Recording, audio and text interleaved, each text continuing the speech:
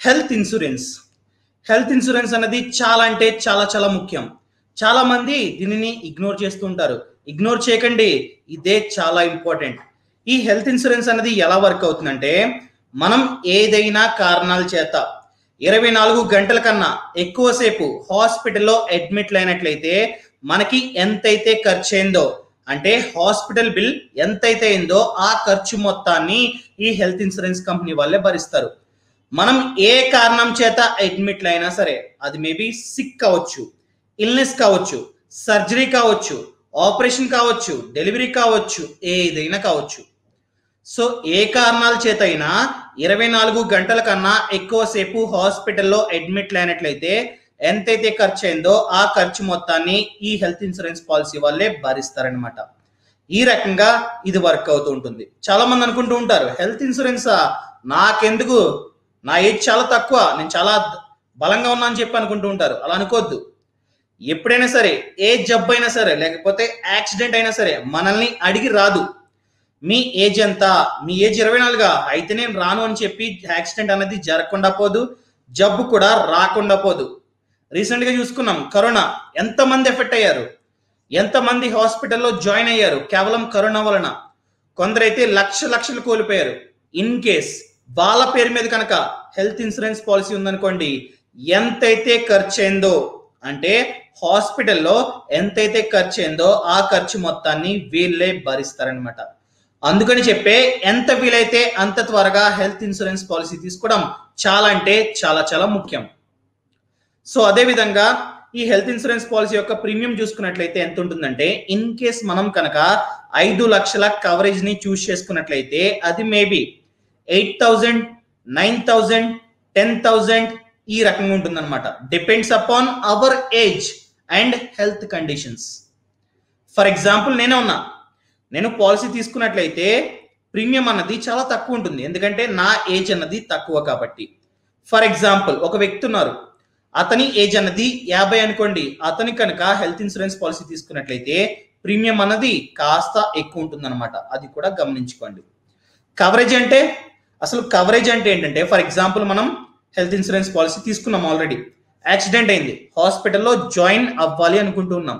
అలాంటప్పుడు హాస్పిటల్ వాళ్ళు ముందుగా అడిగే ఫస్ట్ క్వశ్చన్ హెల్త్ ఇన్సూరెన్సా లేకపోతే క్యాష్ అని అడుగుతారు. ఇన్ కేస్ మనం కనుక హెల్త్ ఇన్సూరెన్స్ అని చెప్పినట్లయితే కవరేజ్ ఎంత అని అడుగుతారు.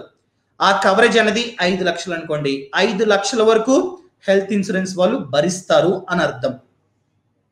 ఇన్ కేస్ మనం కనుక 10 లక్షల కవరేజ్ ని తీసుకున్నాం అనుకోండి, వాళ్ళు మనకి ఏదైనా అయినట్లయితే హెల్త్ ఇన్సూరెన్స్ కంపెనీ వాళ్ళు 10 లక్షల వరకు భరిస్తారు అని మీనింగ్ అనమాట. అర్థమైంది కదా? ఈ రకంగా వర్క్ అవుతుంటుంది. ప్రీమియం అంటే ఆ ఇన్సూరెన్స్ పాలసీ రన్ అవడానికి మనం కట్టే చిన్న మొత్తాన్నే ప్రీమియం అంటాం.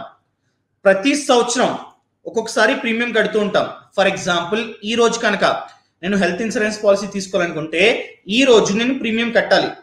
ఆ ప్రీమియం ని నేను హాఫ్ ఇయర్లీ సెలెక్ట్ చేసుకోవచ్చు, ఇయర్లీ సెలెక్ట్ చేసుకోవచ్చు, మంత్లీ సెలెక్ట్ చేసుకోవచ్చు.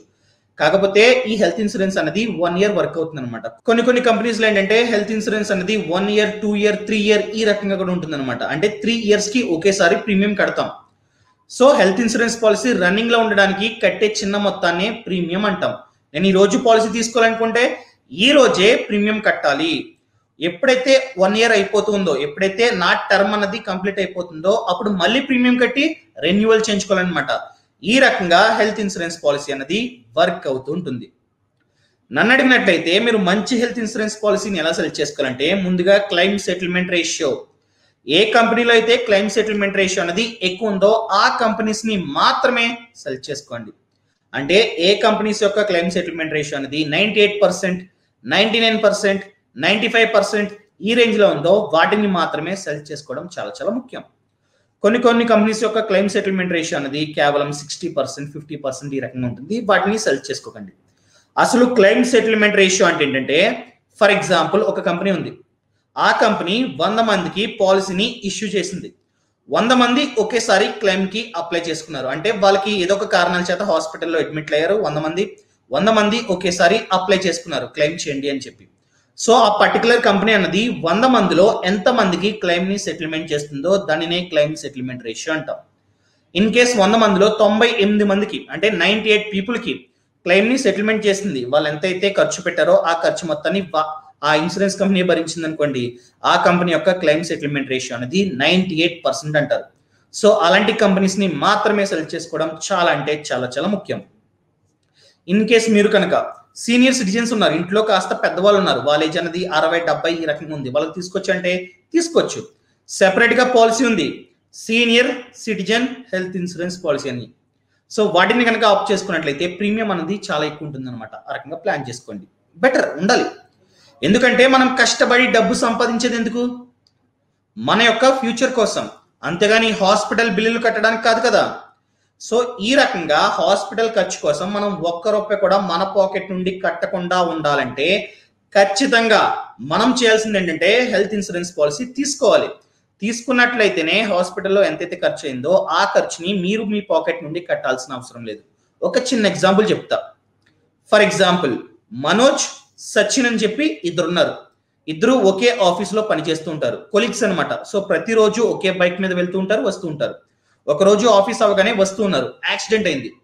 సో హాస్పిటల్ బిల్ అన్నది 10 లక్షలు అయింది. మనోజ్కి వచ్చేసి 5 లక్షలు, సచిన్కి వచ్చేసి 5 లక్షలు. మనోజ్ ఏం చేస్తాడు తెలివిగా, హెల్త్ ఇన్సూరెన్స్ పాలసీ ఆల్రెడీ తీసుకుని ఉన్నాడు, కానీ సచిన్ తీసుకోవాలా. సో మనోజ్ కి బిల్ ఎంత అయింది? 5 లక్షలు అయింది. ఆ 5 లక్షలు మనోజ్ ఒక్క రూపాయి కూడా పాకెట్ నుండి కట్టాల్సిన అవసరం లేదు. మొత్తం 5 లక్షలు హెల్త్ ఇన్సూరెన్స్ కంపెనీయే భరిస్తుంది. కానీ సచిన్ కలా కాదు, సచిన్ ఎటువంటి హెల్త్ ఇన్సూరెన్స్ పాలసీ తీసుకోలేదు. అందుకని చెప్పి ఎంతైతే ఖర్చు అయిందో ఆ ఖర్చు మొత్తం సచిన్ యొక్క పాకెట్ నుండి కానీ లేకపోతే సచిన్ యొక్క సేవింగ్స్ నుండి కానీ కట్టాల్సిందే. సో సేవింగ్స్ అప్పటి వరకు ఎంతైతే డబ్బుని దాచిపెట్టుకున్నామో అదంతా ఖతం. అదే ఇన్ కేసు మనం కనుక కేవలం సంవత్సరానికి 10,000, 8,000, 12,000 ఈ రకంగా ప్రీమియం కట్టి హెల్త్ ఇన్సూరెన్స్ పాలసీ తీసుకున్నట్లయితే ఎంత ఖర్చు అయినా కూడా ఈ హెల్త్ ఇన్సూరెన్స్ కంపెనీ వాళ్ళే భరిస్తారనమాట. కొన్ని రైడర్స్ ని కూడా యాడ్ చేసుకోవచ్చు కావాలంటే. సో అది కూడా గమనించుకోండి. ఇదనమాట. సో నేను ఫైనల్ గా చెప్పేది ఏంటంటే, హెల్త్ ఇన్సూరెన్స్ పాలసీ తీసుకుందాం అనుకుంటే ఎప్పుడైతే మీరు సంపాదించడం ప్రారంభిస్తారో అప్పుడే తీసుకోండి. ఇది ఉండాలి, ఇది లేకపోతే చాలా అంటే చాలా చాలా ఇబ్బందులు పడతాం. ఎప్పుడు ఎవరికి ఏం జరుగుతుందో తెలియదు. ఇన్ కేస్ మీది ఫ్యామిలీ అనుకోండి, చిన్న ఫ్యామిలీ అనుకోండి, family floater health insurance policy ఉంటుంది, తీసుకోండి. సో ఫ్యామిలీ ఫ్లోటర్ అంటే మీ ఫ్యామిలీ మొత్తాన్ని కవర్ చేస్తుంది. మీరు, మీ వైఫ్, మీ పిల్లలను అందరినీ యాడ్ చేసుకోవచ్చు. పొరపాటున మీకు కానీ, మీ పిల్లలకు కానీ, మీ వైఫ్ కానీ ఏదైనా పొరపాటున తేడా జరిగి హాస్పిటల్లో అడ్మిట్ చేయాల్సిన సిచ్యువేషన్ వచ్చినట్లయితే ఖర్చు మొత్తం వీళ్ళే భరిస్తారనమాట. ఈ రకంగా వర్క్ అవుతుంది. సో ఎంత వీలైతే అంత, మీ ఏజ్ అనేది 24 అయినా 25 అయినా ఎంతైనా సరే, ఇంకా మీరు హెల్త్ ఇన్సూరెన్స్ పాలసీ తీసుకోకపోతే ఇప్పుడే తీసుకోండి.